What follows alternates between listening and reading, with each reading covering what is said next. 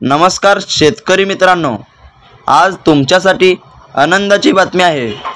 केंद्र सरकारच्या अर्थसंकल्पात शेतकरी मित्रांसाठी 1,70,00,000 रुपयाचा लाभ मिळणार आहे।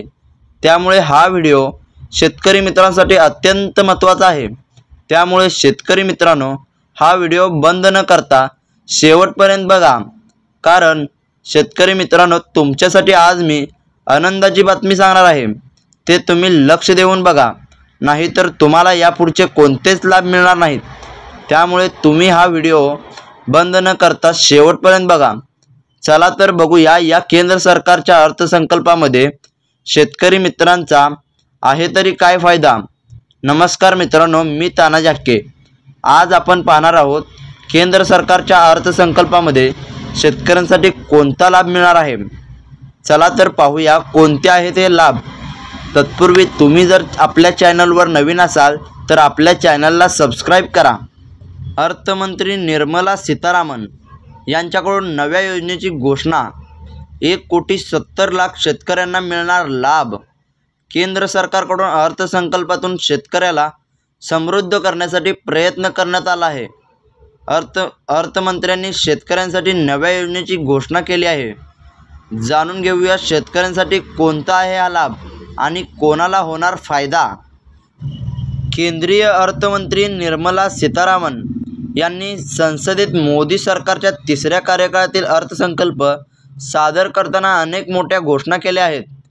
निर्मला सीतारामन यांनी अर्थमंत्री म्हणून 8व्यांदा अर्थसंकल्प मांडताना विविध क्षेत्रासाठी भरभरून आर्थिक तरतुदी केली आहे। अर्थमंत्र्यांनी उद्योग, आरोग्य, तंत्रज्ञानासह कृषी क्षेत्रासाठी मोठ्या घोषणा केल्या आहेत। मोदी सरकारकडून या अर्थसंकल्पातून शेतकऱ्यांना झुकतं माप दिलं आहे। अर्थमंत्र्यांनी शेतकऱ्यांसाठी नव्या योजनेची घोषणा केली आहे। या योजनेमुळे देशातील असंख्य शेतकऱ्यांना लाभ मिळणार आहे। तर शेतकरी मित्रांनो, आता आपण पाहणार आहोत शेतकऱ्यांसाठी कोणत्या आहेत या योजना आणि शेतकऱ्यांना कोणता मिळणार आहे लाभ, हे मी तुम्हाला या व्हिडिओमधून सांगणार आहे। त्यामुळे तुम्ही हा व्हिडिओ स्किप न करता शेवटपर्यंत बघा। प्रधानमंत्री धन धान्य योजना। शेती हा भारताच्या अर्थव्यवस्थेचा कणा आहे। कृषी विकासाला चालना देण्यासाठी आतापर्यंत केंद्र सरकारकडून अनेक योजना राबवण्यात आल्या आहेत। तर आता अर्थमंत्र्यांनी शेतकऱ्यांसाठी प्रधानमंत्री धन धान्य योजना या योजनेची घोषणा केली आहे। प्रधानमंत्री धन धान्य योजनेअंतर्गत देशातील 1,70,00,000 शेतकऱ्यांना मदत मिळेल। या योजनेअंतर्गत उत्पादन कमी असलेल्या 100 जिल्हे कव्हर केले जातील। ग्रामीण भागातील समृद्धीसाठी राज्य सरकारसह धोरण आखण्यात येईल, अशी माहिती अर्थमंत्र्यांनी दिली आहे। त्यानंतर किसान क्रेडिट कार्डच्या मर्यादेत वाढ। तसेच अर्थमंत्र्यांनी किसान क्रेडिट कार्डच्या मर्यादेत 2 लाख रुपयांनी वाढ केली आहे। किसान क्रेडिट कार्डची मर्यादा वाढवल्याने शेतकऱ्यांना मोठा दिलासा मिळणार आहे। किसान क्रेडिट कार्डची मर्यादा वाढवण्यात येत आहे। ही मर्यादा 3 वरून 5 लाख रुपये करण्यात आली आहे।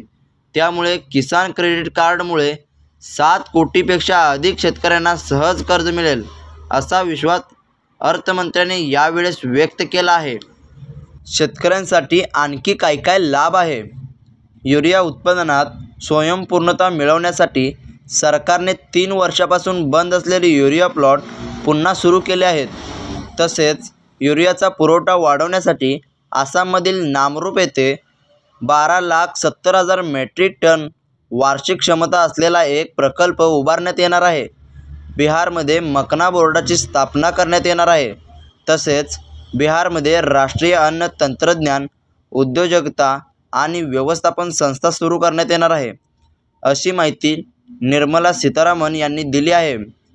शेतकरी मित्रांनो, तुम्हाला जर व्हिडिओ आवडला असेल तर आपल्या व्हिडिओला लाईक करा आणि जास्तीत जास्त शेतकऱ्यांपर्यंत हा व्हिडिओ शेअर करा। आणि तसेच शेतकरी बांधवांसाठी माहितीपूर्ण व्हिडिओ पाहण्यासाठी आपल्या चॅनलला सबस्क्राईब करून ठेवा। कारण शेतकरी मित्रांनो, तुमच्यासाठी कोणतीही योजना असो किंवा कोणतीही महत्त्वाची माहिती ही आपण तुमच्यापर्यंत पोहोचवण्याचा प्रयत्न करणार आहोत। त्यामुळे तुम्ही आपल्या चॅनलला सबस्क्राईब करून ठेवा। धन्यवाद शेतकरी मित्रांनो।